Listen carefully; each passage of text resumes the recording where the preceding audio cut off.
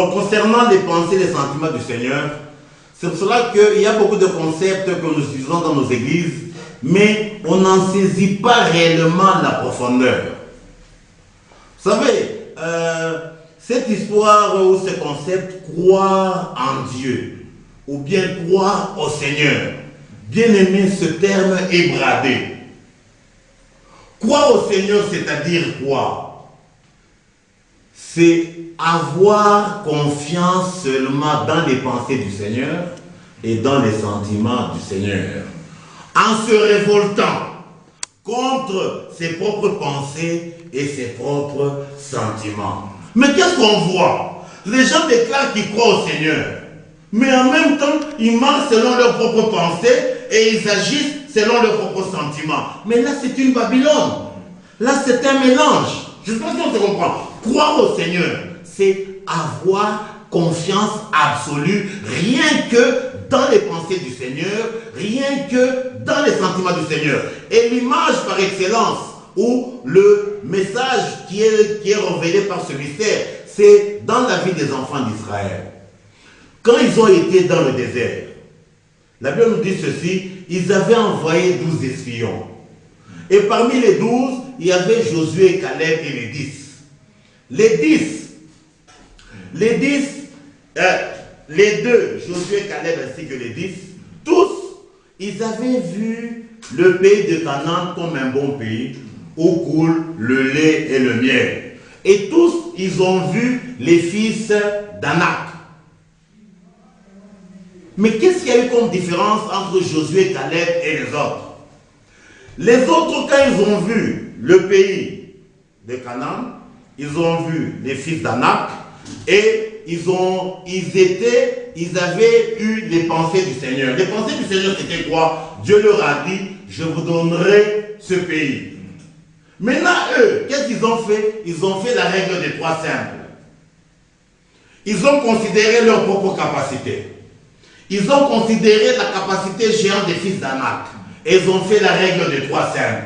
En faisant la règle des 3 simples, ils ont dit, c'est une impossibilité qu'on puisse entrer. Comme des sauterelles. Oui. Et quand ils ont dit ça, alors ils ont tiré la conclusion. Dieu nous a menti. Lui, il nous a dit qu'on va entrer. Donc il ne sait pas voir. Donc ils ont dit que, en d'autres termes, ils ont traité Dieu de menteur. Dieu ne sait pas voir. Eux, ils savent voir. Alors ils ont pris la résolution de marcher à l'opposé des pensées du Seigneur.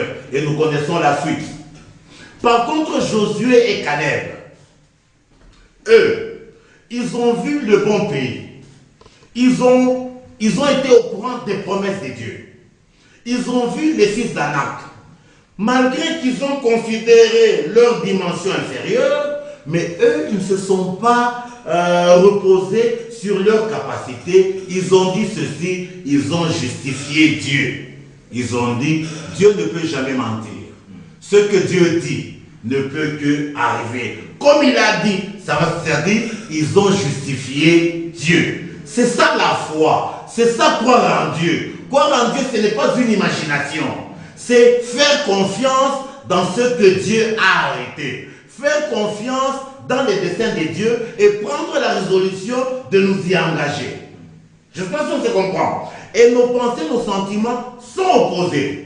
Je pense qu'on se comprend un peu là. C'est pour ça qu'il a dit, vous devrez aimer Dieu de tout votre cœur, de toute votre âme, de toutes vos pensées. C'est-à-dire toutes nos pensées doivent être localisées, donc focalisées sur la personne du Seigneur. C'est-à-dire, nous abandonnons nos propres pensées, nous empruntons les pensées du Seigneur. Et on a même rajouté, même la force, c'est-à-dire l'amour que le Seigneur réclame, c'est un amour top.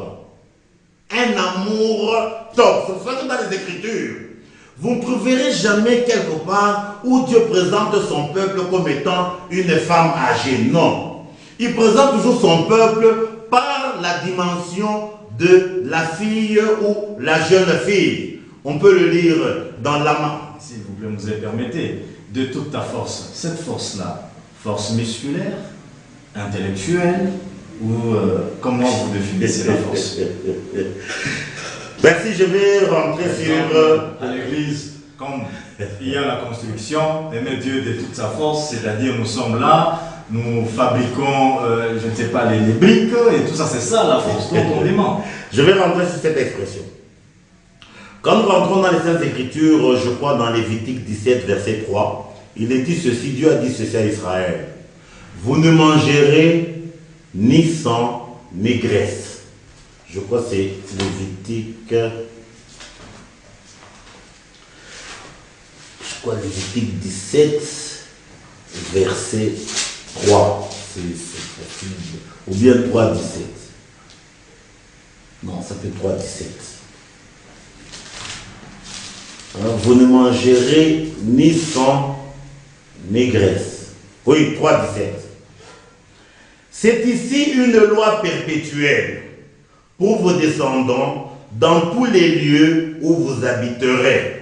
Vous ne mangerez ni graisse, ni sang. C'est pour ça qu'il y a souvent certaines personnes qui aiment s'approcher à certaines choses selon la lettre.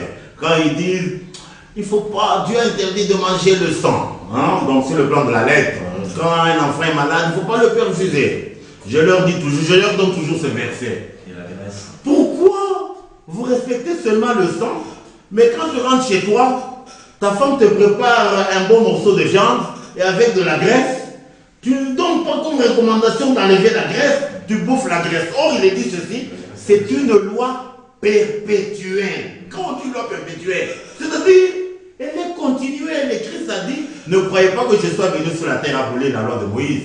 Je suis venu pour l'accomplir. Il ne disparaîtra pas dans connaissance. Donc, on va voir un peu, le point qui concerne ici, c'est la graisse. Que veut dire ne pas manger la graisse? Dans d'autres textes, il est dit parce que je vous l'ai donné sur l'autel. La graisse sert à quoi? La graisse, c'est ça, la réserve des énergies dans la vie d'une personne. Hein, si on peut dire les lipides. C'est une expression, c'est un langage spirituel où Dieu dit ceci. L'énergie que tout homme a, c'est ce qui est révélé par la graisse. L'homme, cette énergie, c'est pas pour ses plaisirs. Cette énergie qu'il y a dans tout un chacun, l'homme ne peut pas la manger. Il doit la consacrer à Dieu. C'est-à-dire, cette énergie qui est au-dedans de nous, nous devons l'utiliser pour chercher Dieu. J'espère qu'on se comprend. C'est-à-dire, c'est ça que vous allez, je crois, dans les Proverbes 31, il dit ceci, ne livre pas ta vigueur aux femmes. La vigueur, c'est ça l'énergie ou la graisse. Les femmes dont on parle, ce sont les plaisirs en dehors de Dieu. Donc, l'énergie qui est au-dedans de nous doit être consacrée à Dieu. Vous comprenez? C'est là où l'expression dit, tu dois chercher ton Dieu de toute ton âme, de tout ton cœur, de toute ta pensée, de toute ta force. La force qui est au-dedans de nous. Le premier rôle, c'est rechercher, chercher à connaître Dieu. C'est pour ça que David, avant de mourir, il a dit ceci à son fils Salomon. Mon fils Salomon, connais le Dieu de ton père. Donc la chose la plus importante, bien aimé, c'est la connaissance de Dieu. Donc l'homme doit consacrer l'énergie qui est au-dedans de lui pour connaître Dieu. Parce que la connaissance de Dieu, c'est ça qui scelle notre héritage, si on peut dire, notre vie dans le siècle à venir. Comme Jésus le dit, la vie éternelle est qu'ils te connaissent, toi, le seul vrai Dieu, et c'est lui que tu as envoyé. Donc si on n'a pas la connaissance de Dieu, on n'a pas la vie éternelle. Donc la force ou la vigueur dont on parle ici, on veut dire ceci, la vigueur qui est au-dedans de nous. C'est-à-dire, donc là on doit la consacrer, c'est à Dieu. Donc nous disons ceci, que l'amour que le Seigneur nous réclame, c'est l'amour top. Pour dire que le peuple de Dieu, quand nous rentrons dans les Écritures, il est symbolisé par la jeune fille. On peut lire Lamentation 2, 13. Lamentation 2, 13. Lamentation, chapitre 2, verset 13. La Bible dit ceci. Que dois-je te dire? À quoi te comparer, fille de Jérusalem? Qui trouvait de semblable à toi et quelle consolation te donnait, vierge fille de Sion, car ta plaie est grande comme la mer, qui pourra te guérir? Donc ici, la chose qui nous intéresse ici, c'est le concept ou le terme que Dieu utilise pour symboliser son peuple, c'est-à-dire fille de Jérusalem. Nous trouvons encore un autre texte, c'est dans Sophonie chapitre 3, verset 14. Pousse des cris de joie, fille de Sion, pousse des cris d'allégresse, Israël. Réjouis-toi et triomphe de tout ton cœur, fille de Jérusalem. Nous voyons encore dans Michée 4, verset 8.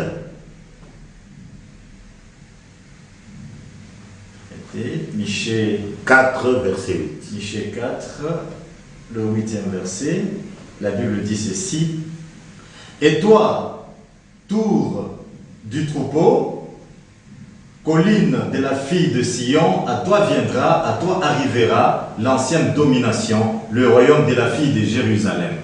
Donc nous voyons le peuple de Dieu qui est symbolisé toujours à la fille de même Zacharie 9, 9, on termine le concept de la jeune fille et puis on va prendre un texte, donc Zacharie 9, 9. Sois transporté d'allégresse, fille de Sion, pousse des cris de joie, fille de Jérusalem. Voici ton roi vient à toi, il est juste et victorieux, il est humble et monté sur un âne, le petit d'une ânesse. Donc ici nous voyons que les promesses que le Seigneur donne, il donne à son peuple quand il est dans la dimension de la jeune fille. Mais si nous sommes une église, au lieu d'être dans la dimension de la jeune fille, nous sommes dans la dimension d'une maman qui a atteint la ménopause. Si bien que le Seigneur ne viendra jamais nous chercher. Si on est à la dimension de la petite fille qui n'a pas de mamelle, le Seigneur ne viendra pas nous chercher comme le texte que nous avons lu en début où il est dit, nous avons une petite soeur qui n'a pas encore de mamelle. Qu'est-ce qu'on fera d'elle le jour qu'on va la rechercher? Bien-aimés dans le Seigneur, l'amour que le Seigneur nous réclame, c'est l'amour top. Pour conclure un peu ce point concernant la jeune fille, avant de faire la conclusion sur les 4 éléments typifiant, les 4 ingrédients produisant la saveur du sel, nous allons lire un texte qui est vraiment, qui révèle tout ce que nous venons de dire. C'est dans le livre des Cantiques de Cantiques, où Salomon se présente dans la dimension du fiancé et la jeune fille dans la dimension de la fiancée. Et nous allons voir Salomon, le fiancé se présente à la fiancée et l'attitude, et nous verrons les conséquences. Nous sommes dans Cantique chapitre 5, nous lisons du verset 2 au verset 16. Il est dit ceci. J'étais endormi, c'est la fiancée qui était endormie, mais mon cœur veillait, car la voix de mon bien-aimé qui frappe. Ouvre-moi, ma sœur, mon amie, ma colombe, ma parfaite, car ma tête est couverte de rosée, mes boucles sont pleines de gouttes de la nuit. Ici, c'est le fiancé qui est à l'extérieur qui s'adresse à la fiancée qui est à l'intérieur. Écoutez la réponse de la fiancée qui est à l'intérieur. Elle dit ceci. J'ai ôté ma tunique. Comment la remettrai-je?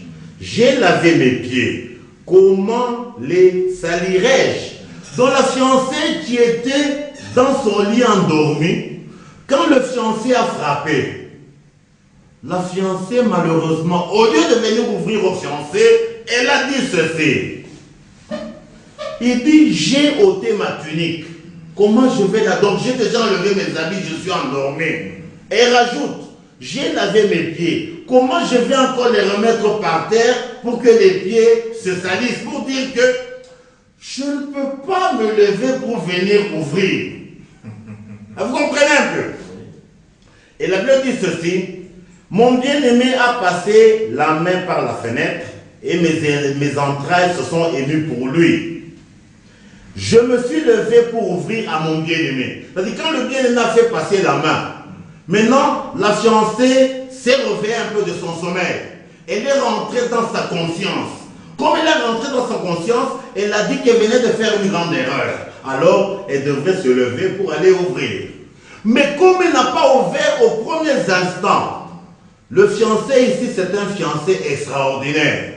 Lui ne flatte personne. Lui ne force personne. Comme la fiancée a répondu d'une manière insensée, le fiancé n'a pas insisté. Il est parti sur le champ. Il était dégoûté. Et il a disparu. Mais là, la fiancée qui s'est levée, comme Saint me dit, je me suis levé pour ouvrir à mon bien-aimé. Et de mes mains a dégoûté ma mire, et de mes doigts la mire répandue sur la poignée du verrou. J'ai ouvert à mon bien-aimé, mais mon bien-aimé s'en était allé, il avait disparu. C'est qu'elle disait qu'elle ne pouvait jamais remettre sa tunique, qu'elle ne pouvait jamais remettre ses pieds pour se laver. Elle a été obligée de le faire, mais elle n'a pas fait au moment opportun, au moment recommandé, si bien que c'était trop tard. Donc elle a fait en vain, si bien que le mari, le fiancé, était parti. Il a dit ceci: j'étais hors de moi quand il me parlait. Donc la fiancée, elle était hors d'elle. Alors la Bible dit, je l'ai cherché, mais je ne l'ai point trouvé. Pas seulement elle a sali ses pieds, elle a quitté même sa maison pour aller chercher le fiancé. Et il dit, je l'ai cherché, mais je ne l'ai pas trouvé. Je l'ai appelé, il ne m'a point répondu. Les gardes qui font la ronde dans la ville m'ont rencontré, ils m'ont frappé, ils m'ont blessé, ils m'ont enlevé mon voile, les gardes des murs. C'est-à-dire, à la recherche, comme c'était pendant la nuit, elle a rencontré les gardes qui veillent pendant la nuit. Ces gens-là sont sans pitié. Ils l'ont frappé, ils ont enlevé son voile. Malgré qu'elle a été frappée, elle n'a pas rabaissé ses mains. Pourquoi? Parce que la graisse qui était en elle, c'était pour rechercher le bien-aimé. La persévérance qui était en elle, c'est pour retrouver son bien-aimé. La Bible dit ceci.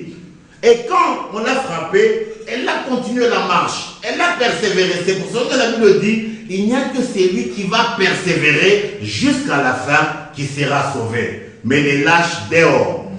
Quand on l'a frappée, elle a continué dans la persévérance pour chercher le bien-aimé. Et il a rencontré les filles de Jérusalem. Et qu'est-ce qu'il a dit? Je vous en conjure, filles de Jérusalem, si vous trouvez mon bien-aimé, que lui direz-vous? Je suis malade d'amour. Bien-aimé, le Seigneur revêt, donc exige le degré de cet amour. Hein? Lui va se mettre, fille, banamou troublé. Même ses parents ne les voient plus. Ses frères ne les voient plus. C'est cette dimension que le Seigneur réclame. C'est ça que le Seigneur réclame. Alors, elle commence à s'adresser aux filles de Jérusalem. Pour dire, est-ce que vous avez trouvé mon bien-aimé? Les filles de Jérusalem s'étonnent. Alors elles disent à la fiancée, qu'a ton bien-aimé de plus qu'un autre? Oh, la plus belle des femmes, qu'a ton bien-aimé de plus qu'un autre pour que tu nous en conjures ainsi? On lui demande, de la manière que tu souffres, quelle est la particularité de ton bien-aimé? Ton fiancé, qu'est-ce qu'il a de particulier? Qu'est-ce qu'il a d'exceptionnel pour que tu viennes nous déranger comme ça? La bien-aimée, la fiancée, commence à décrire ce qu'est son bien-aimé. La Bible dit ceci, mon bien-aimé est blanc et vermeil. Il se distingue entre 10 000. Sa tête est de l'or pur. Ses boucles sont flottantes, noires comme le corbeau. Ses yeux sont comme des colombes au bord des ruisseaux, se baignant dans le lait, reposant au sein de l'abondance. Il dit que son bien-aimé, sa demeure c'est l'abondance. Ses joues sont comme un parterre d'aromates, une couche de plantes odorantes. Ses lèvres sont comme des lys d'où découle la myrrhe. Quand nous voyons ici la liste, nous voyons dans le langage du Seigneur, quand il parlait de Salomon, il dit Salomon dans toute sa gloire, il n'a pas été bien vêtu que la lys. Donc la lys, c'est une fleur qui révèle la beauté extrême. Et la bien-aimée dit que les lèvres de mon bien-aimé